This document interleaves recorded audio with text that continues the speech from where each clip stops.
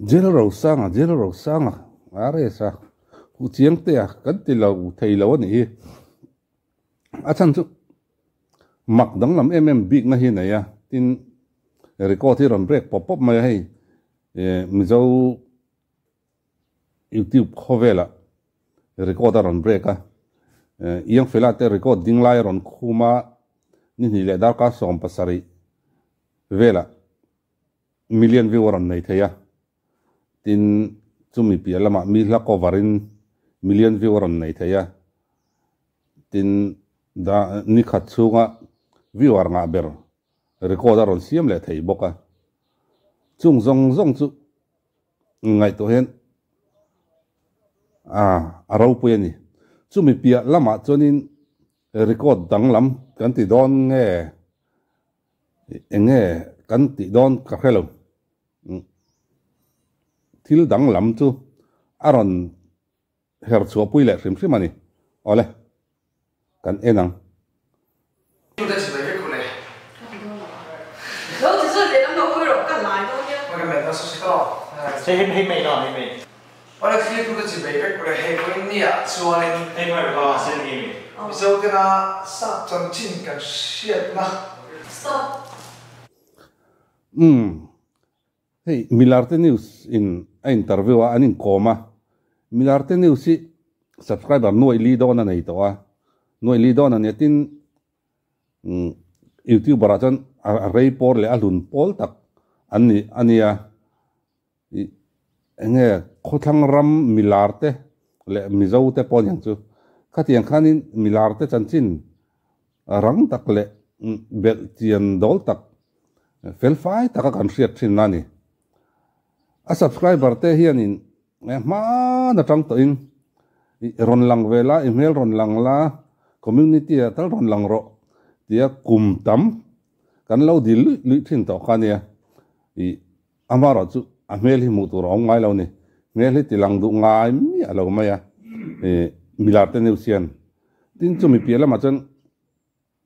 hey enge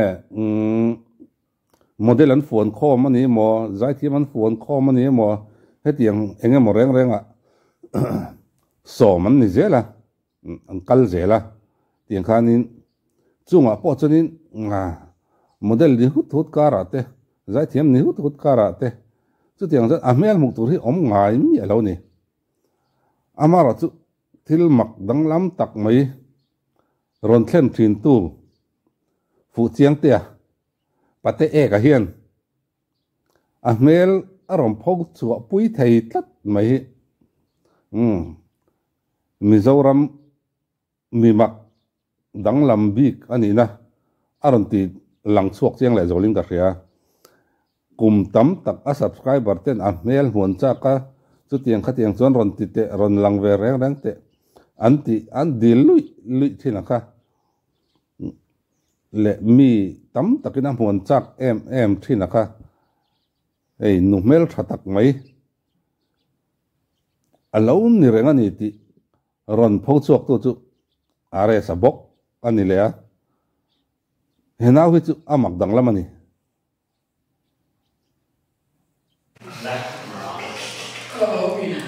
sa chon chin ram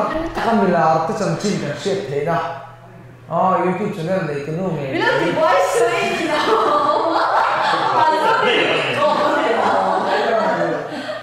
Tuyên chung cái interview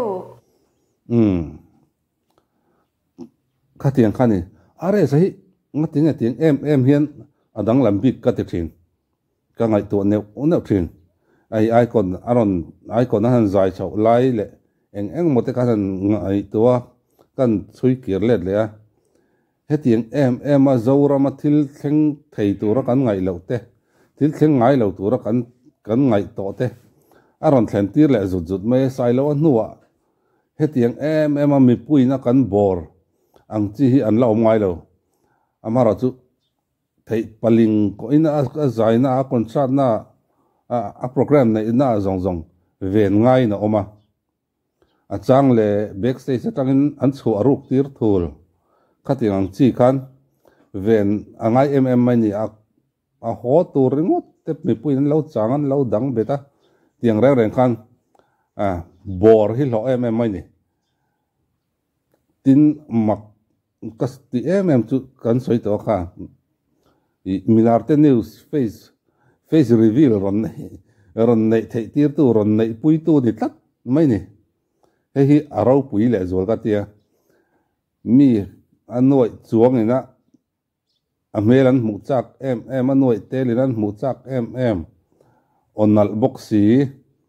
I ongai no be zat mai ron lang vero anti ngoi amel kan mu chak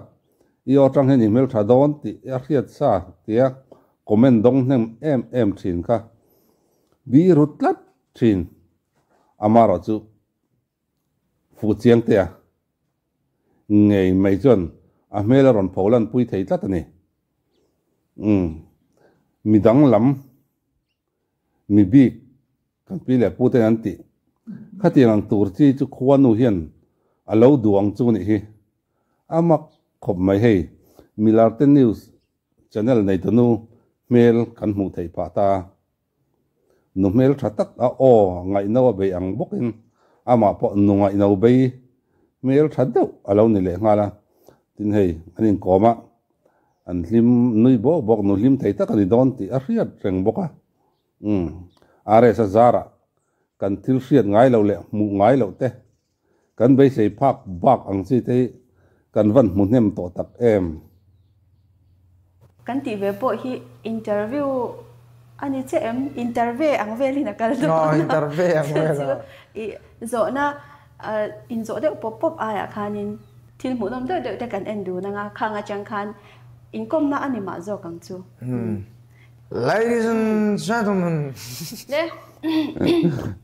ama severa chuan nui la bin o ama severa chuan he video kami a teaser te kha kan react zoi do ni a chan chu are sa dang lam big na hi alanga alo lang le thina chu kan phok chok du lok ani pima roi nu mel thatak mai lo ni bok nen an pani in an kalzel na tura du sakna kan hlana lo tlin na le mal som na risel na thate lo nei zel turin du sakna kan hlane